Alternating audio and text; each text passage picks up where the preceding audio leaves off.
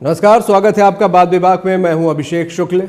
छत्तीसगढ़ में इस वक्त चुनाव का माहौल है, सियासत गरमाई हुई है, सभी दल अपनी अपनी कोशिशें कर रहे हैं।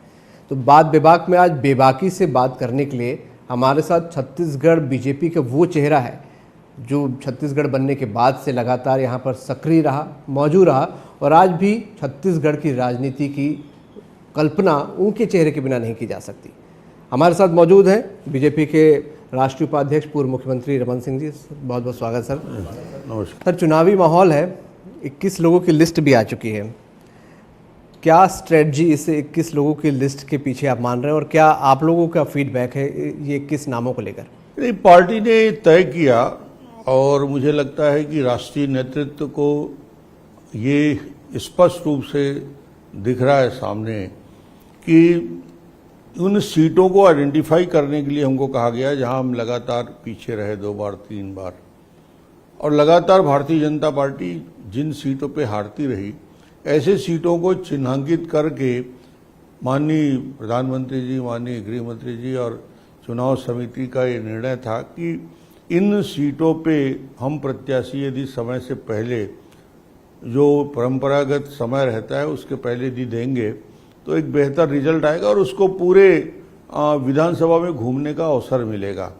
इसलिए ये निर्णय लिया गया 21 प्रत्याशी। और उसकी प्रतिक्रिया जो आई है, कैंडिडेट डिक्लेयर करने के पहले हम लोग भी संकोच कर रहे थे, मगर प्रत्याशी के चयन के बाद जो रिस्पांस मिल रहा है मीडिया का, जो रिस्पांस मिल रहा है कार्यकर्ताओं का, जो रिस्पांस मिल रहा है हमारे प्रत्याशी को गांव-गांव में जाने का, तो वो बड़ा पॉजिटिव और सकारात्मक है और एक बेहतर वातावरण का निर्माण हम करने में सफल हुए। पाटन सीट को लेकर बहुत चर्चा है, वहाँ पर आप लोगों ने विजय बघेल जी को उतारा है और सबसे ज़्यादा चर्चा उसी की हो रही है। मुख्यमंत्री भी बोल रहे हैं और खुद विजय बघेल भी। ये क्या स्ट्रेटजी, क्या कोई खास रणनीति के तहत वहाँ पर ये उतारा गया? देखिए, विजय जी अभी लोकसभा चुनाव लड़े और लोकसभा चुनाव में छत्तीसगढ़ में सर्वाधिक वोटों से जीतने वाला कोई व्यक्ति है तो विजय बघेल जी। विजय लगातार भूपेश के खिलाफ न केवल संघर्ष करने वाला व्यक्ति है, बल्कि उनकी भूमिका रही है एक बार चुनाव में पूरी तरीके से पराजित करने वाला भूपेश बघेल को विजय बघेल ही है। और हम उम्मीद करते हैं कि इस चुनाव में पाटन की जनता का आशीर्वाद विजय को। कल मुख्यमंत्री ने दिल्ली में प्रेस कॉन्फ्रेंस की थी और पाटन का भी जिक्र किया था कि ईडी और आईटी के भरोसे वहां पर अब चुनाव लड़ा जाएगा। ईडी और आईटी के भरोसे की बात कहना मुझे समझ के बाहर है। ये स्पष्ट हो चुका है कि यह सरकार भ्रष्टाचार में लिप्त है। यदि आप ईमानदारी के साथ सरकार चलाते तो आज ये कहने का अधिकार बनता। जब घोषित रूप से ईडी ने प्रमाणित कर दिया, 13,000 पेज के दस्तावेज प्रस्तुत कर दिए, 180 करोड़ की संपत्ति जब्त कर ली, उसके बाद ये कहने की हिम्मत कर रहे हैं इनके माइनिंग के डायरेक्टर जेल में 7 महीने से, इनके सीनियर आईएएस अधिकारी जेल के अंदर हैं। अपराध निश्चित रूप से इतना बड़ा हुआ है। नीतियों में परिवर्तन करना अपराध होता है। जैसे खनिज में इन्होंने जो व्यवस्था बनी थी बीजेपी की सरकार में, जहां करप्शन को समाप्त करने के लिए हमने बात की थी, हमने कहा कि ऑनलाइन व्यवस्था होगी माइनिंग में, डीओ ऑर्डर जो दिए जाएंगे, डिस्पैच ऑर्डर देने के साथ साथ लोगों को मैनुअल आने की जरूरत नहीं है, कोई करप्शन नहीं होगा, कोई पैसे के लेन देन नहीं होगा। जैसे ही भूपेश आते हैं, माइनिंग के अधिकारियों को निर्देश करते हैं कि यार ऑफलाइन दिया जाए इसको, ऑनलाइन को। और यही एक लाइन ऑनलाइन और ऑफलाइन का खेल करके 540 करोड़ कमा रहे हैं। दस्तावेजी प्रमाण इस बात को लेकर है। इसके बाद भी बोल रहे हैं आईटी ईडी। यदि आप भ्रष्टाचार में आकंठ डूबे हुए हो तो ये सरकारी एजेंसी हाथ में हाथ धर के बैठी रहेगी क्या? अब तो महादेव ऐप भी आ गया, यानी कोई ऐसा चीज बच नहीं रहा है छत्तीसगढ़ में जहां मुख्यमंत्री के अधिकारियों का हाथ ना हो। यानी ये हालत हो गया कि छत्तीसगढ़ में वो चाहे कोयले का घोटाला हो, शराब का घोटाला हो, ये बड़े बड़े घोटाले, चावल के घोटाला करने वाला, गौठान का घोटाला हो, इसको तो छोड़ा नहीं। अब जब पता चल रहा है कि सट्टे में महादेव ऐप में भी इनके वरिष्ठ लोगों का हाथ है और मंथली महीने में इनको बड़ी राशि मिलती है। मुख्यमंत्री के कार्यालय यदि इन्वॉल्व होता है, ओएसडी इन्वॉल्व होता है, उनके ऊपर कार्रवाई होती है और ये स्पष्ट प्रमाण के साथ दस्तावेज प्रस्तुत किए जाते हैं। इसके बाद बोलते हैं कि ईडी और आईटी आप इतने भ्रष्टाचार थे, आप तो एक तरफ दिल्ली के एटीएम बन के करोड़ों रुपया पहुंचाना चाहते हो, चुनाव में छत्तीसगढ़ को लूटना चाहते हो, और यदि ऐसी एजेंसी जांच करती है तो आपको तकलीफ होती है। ये पूरा मामला स्पष्ट रूप से है, प्रमाणित मामला है, और यदि प्रमाणित नहीं होता इतने लोग जेल और बेल में कहाँ रहते। इतनी बड़ी कार्रवाई पूरे छत्तीसगढ़ में पारदर्शिता के साथ हुई है।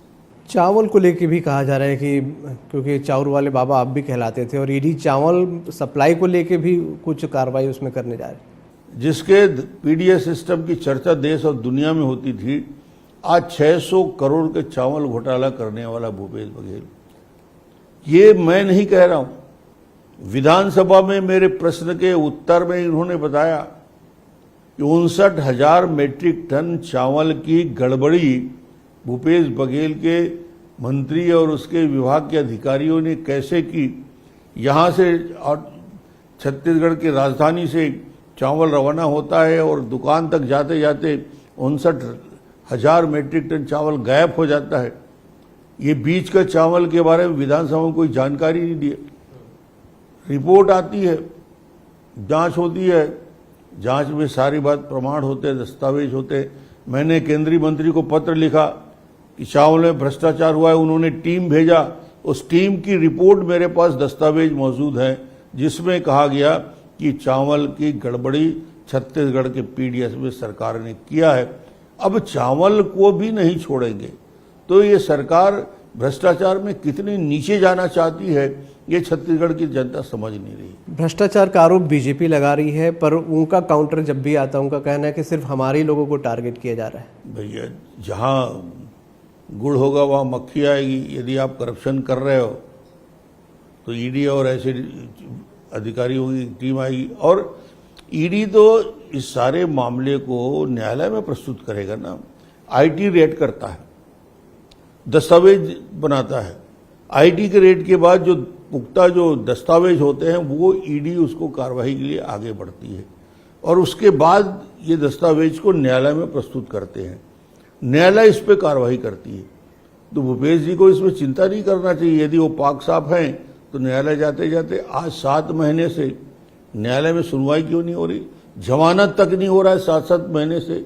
इसका मतलब कि न्यायालय भी इस बात को मानती है कि छत्तीसगढ़ में व्यापक भ्रष्टाचार सभी स्तर में हो रहा है। एक चुनावी मौसम है तो एक बड़ा मसला युवाओं को लेकर भी है, और युवाओं को लेकर सभी दल अपनी अपनी कोशिशें कर रहे हैं। युवा संवाद सरकार की तरफ से हो रहा है, बातचीत हो रही है लगातार जगह जगह जाकर। युवाओं को लेकर आप लोगों की क्या स्ट्रेटजी, क्योंकि एक बड़ा वर्ग है जो वोट बैंक भी है और छत्तीसगढ़ में प्रभावी भूमिका में है। छत्तीसगढ़ में युवकों को छला गया। एक बड़ा वादा किया, 10 लाख नवयुवकों को बेरोजगारी भत्ता देंगे। 20-25 हजार लोगों को बेरोजगारी भत्ता दे के बैठ गए, 5 साल निकल गए। 10 लाख नवयुवक इंतजार करते रहे। कौशल उन्नयन के लिए हमने संस्थान बनाए थे, वो सारे संस्थान बंद कर दिए गए। पर उनका कहना है कि अगर पीएससी का मामला जो उठा, अगर कुछ गड़बड़ी है तो उसके सबूत लाने चाहिए। पूरे दस्तावेज के साथ लोगों ने इस बात को प्रमाणित किया कि क्या पूरे पीएस एग्जाम के बाद क्या वही लोग योग्य हैं। हमने तो ये मांग किया था, युवा मोर्चा ने मांग किया था। इन सारे मामलों में शंका की सुई इसलिए घूमती है कि चेयरमैन का बच्चा और परिवार के लोग, कांग्रेस कमेटी के लोग, पदाधिकारियों के बच्चा और बेटी और बेटियां, ऐसे टॉप 20 में 12 नाम यदि इनके आते हैं तो लोगों ने कहा इसकी जांच कराने में क्या डर है, संकोच क्या है, पेपर निकलवा के देखना चाहिए। ये पूरा लीपापोती हुआ है। एक बात जब भी चर्चा होती है चुनावी तो कहा जाता है कि गांव बड़े मजबूत हैं सरकार के, क्योंकि किसानों के लिए काफ़ी कुछ किया, चाहे राजीव गांधी न्याय योजना की बात हो, गोधन योजना हो, इन तमाम चीज़ों का जिक्र होता है और वो मानते हैं कि वहाँ अच्छी मजबूत स्थिति, लोग खुश है गांव में। बड़ा नारा दिया था भूपेश जी ने छत्तीसगढ़ में गांव-गांव में एक नारा गूंजता था, नरवा गरवा घुरवा बारी। गांव के लोगों को बड़ी उम्मीद थी कि गांव में परिवर्तन होगा क्रांतिकारी। जाके गौठान तो देखिए आप, नई क्रांति आई है गौठान में। गौठान में गाय के पैर के खुर के निशान नहीं है, गौठान में बाउंड्री वॉल नहीं है, गौठान में पैरा भूसा की व्यवस्था नहीं है। गौठान के पूरे तार चोरी करके लोग ले गए। 19 लाख एक गौठान में 1300 करोड़ रुपया खा गए। अब ये नरवा गरवा घुरवा बारी छत्तीसगढ़ की चिन्हारी नहीं बना है। चोरी, भ्रष्टाचार, बेईमानी और लबारी ये छत्तीसगढ़ की पहचान बन गई है, कांग्रेस की पहचान बन गई। घोषणा पत्र का भी जिक्र बार बार होता है और उधर से दावा भी होता है कि ज़्यादातर घोषणा हमने पूरी कर दी है। उसे किस तरीके से आप देखते हैं? आप लोगों का क्या आकलन है? हालांकि शराबबंदी को लेकर चर्चा कई बार होती है, लेकिन वो भी सिलसिलेवार करेंगे, ये भी जिक्र किया जाता है। जन घोषणा पत्र में 36 बिंदुओं पे इन्होंने जोर शोर के साथ इसका प्रचार प्रसार किया था, लोगों से मिले थे और ये वादा किया था जनता के बीच खड़े होकर गंगा और गीता जल हाथ में लेकर कि हम ये 36 बिंदुओं पे क्रियान्वयन सरकार बनते ही पहले दिन करेंगे। पहले दिन निकल गया, 4.25 साल निकल गया। अब एक दिन में हम घोषणा पत्र को पूरा करेंगे। राहुल गांधी की उपस्थिति में यह वादा किया गया। आज आप देखिए, उन घोषणा पत्र में जो प्रमुख बिंदु हैं जिसके आधार पर सरकार बनी, वो था कि हम पूरे छत्तीसगढ़ को माता और बहनों के वादा किया था कि शराबबंदी करेंगे। शराबबंदी करने की बात छोड़िए, घर घर पहुंचा के शराब बांट रहे हैं, घर घर में शराब बेचा जा रहा है, ये वादा हुआ। नागरिकों को बेरोजगारी भत्ता देने की बात वादा हुआ। 2 साल का बोनस का वादा हुआ, कोई वादा पूरा नहीं हुआ। 2 लाख कर्मचारियों को, दैनिक वेतनभोगी कर्मचारी, संविदा के कर्मचारी, अनियमित कर्मचारी, इन्होंने सबको अलग अलग भाषण देके सभा करके कहा था कि 2 लाख कर्मचारी को जो अस्थायी है उनको स्थायी किया जाएगा। आज ये 2 लाख कर्मचारी अपना प्रश्न पूछ रहे हैं कि हमें स्थायी करने की बात कहाँ गई। वृद्धावस्था पेंशन, विधवा पेंशन 1,500 रुपया करने का घोषणा किया था। ये सारे घोषणा 36 में से 19 घोषणाओं पे कोई काम नहीं हुआ। बड़ी बड़ी बात करते हैं, मगर छत्तीसगढ़ के धरातल की सच्चाई को देखेंगे तो विकास काम पूरी तरीके से ठप हो गए हैं। डेवलपमेंट में जीरो है छत्तीसगढ़। इंफ्रास्ट्रक्चर और सड़कों का भी जिक्र आता है कई बार, और हालांकि कुछ महीने पहले बैठक हुई थी, उसमें निर्देश दिए गए थे कि सड़कों का काम तेजी के साथ पूरा किया जाए। मगर वही मैं कह रहा हूं कि 15 साल के विकास के बाद इन 5 सालों में विकास थम गया है, कहीं कोई विकास नहीं। हमने ड्रॉप आउट रेट 11 से 1% में ला के रोका, मगर आज स्कूलों की संख्या कम हो रही है। स्कूल के नाम से लोगों को भ्रमित किया जा रहा है। धर्मांतरण भी एक बड़ा मुद्दा है जो आप लोग समय समय पर उठाते हैं, लेकिन उसे भी खारिज किया जाता है कि आप लोगों के कार्यकाल में ज्यादा चर्च बने। भूपेश जी का एक ही सूत्र रहता है, बीजेपी की सरकार में न धर्मांतरण होता। अरे भाई, कांग्रेस सरकार में ईसाई मिशनरी को सरकार के संरक्षण में यह अधिकार दे दिया गया कि नारायणपुर में जो धर्मांतरण नहीं किया जाए उनको मार मार के ठीक किया जाए। 60 लोग जेल के अंदर जाते हैं। अब तो सरकार धर्मांतरण करवाने के लिए आदिवासियों को, भोले भाले आदिवासियों को, इस शक्ति का उपयोग कर रही है और प्रशासन का उपयोग कर रही है। दंतेवाड़ा का एसपी लिखता है, सरकार को चेतावनी देता है कि ईसाई मिशनरियों का कुचक्र पूरे जिले में फैला हुआ है, यदि नहीं रोका गया तो अलगाववाद ताकतें पनपने लगेगी पूरे बस्तर में। ये कलेक्टर अलार्मिंग मैसेज भेजता है, मुख्यमंत्री उसका मजाक उड़ाते हैं, उस अधिकारी को बदल देते हैं।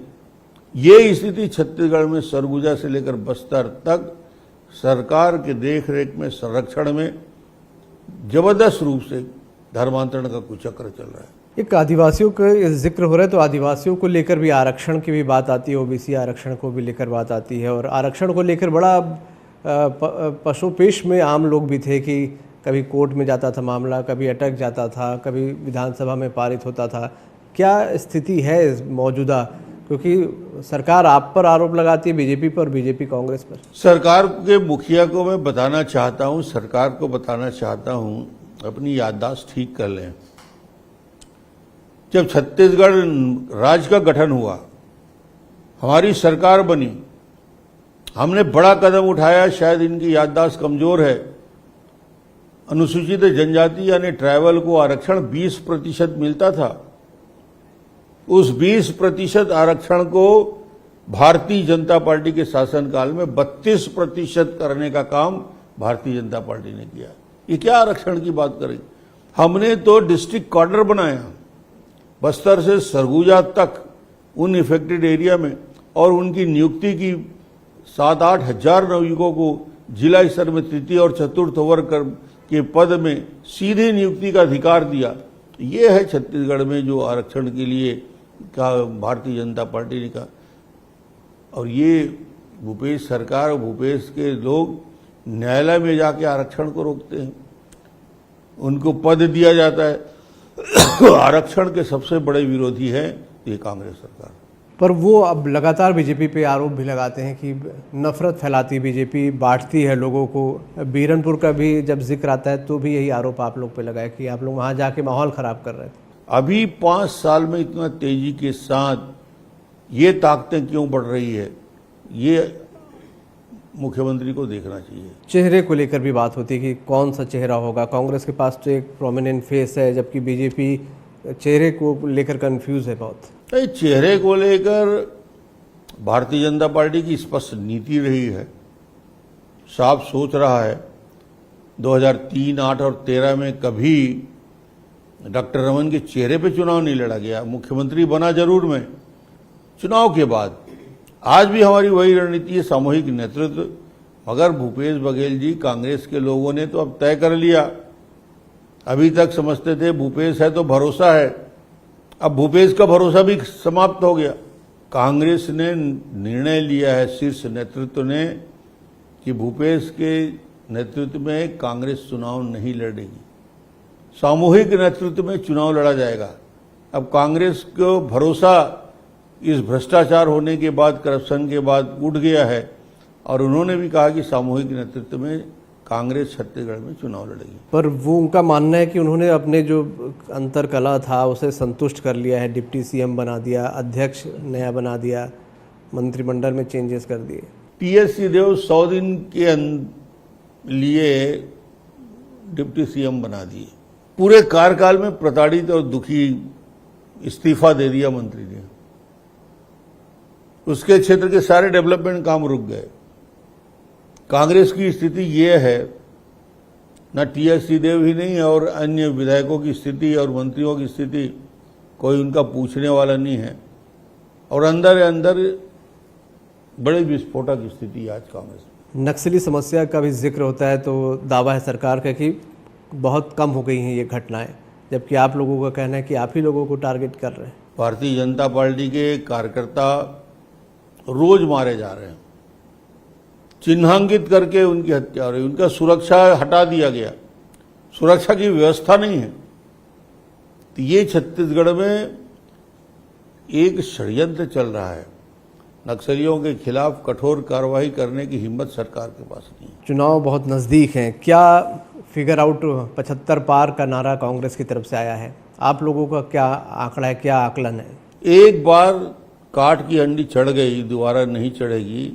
एक बार झांसे में आ गया छत्तीसगढ़, दोबारा नहीं आएगा। इस बार जनता भूपेश को सबक सिखाएगी। कांग्रेस का पूरी तरीके से छत्तीसगढ़ में सफाया होगा। भारतीय जनता पार्टी स्पष्ट बहुमत के साथ छत्तीसगढ़ में सरकार में बनेगी। क्या कोई खास मुद्दे हैं जिनको लेकर आप लोग आगे बढ़ेंगे छत्तीसगढ़ में?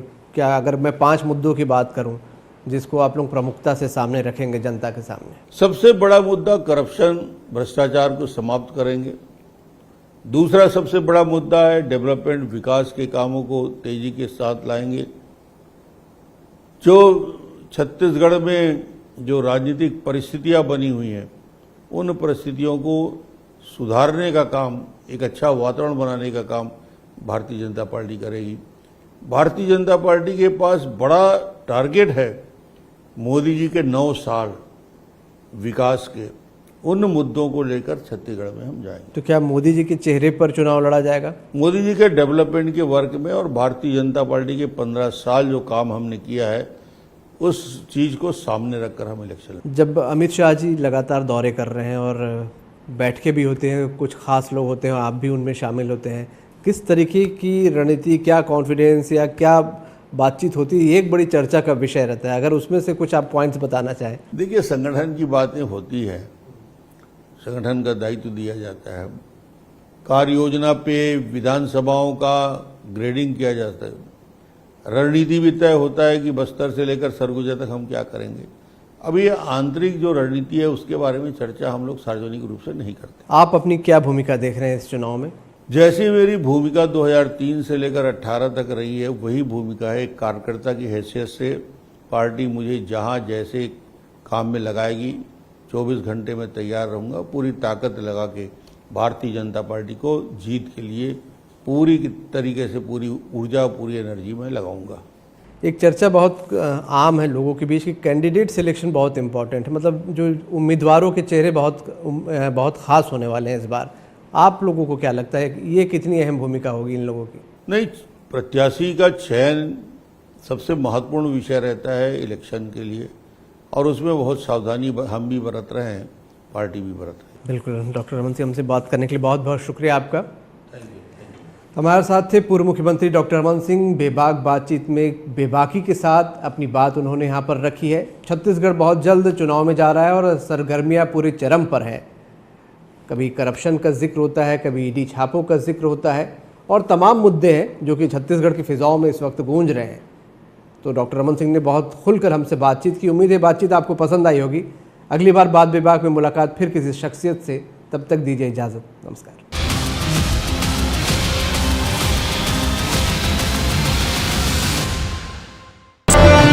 में सराफा व्यापारी से 39 लाख की ठगी, बैंक में गिरवी मकान दिखाकर ठगी।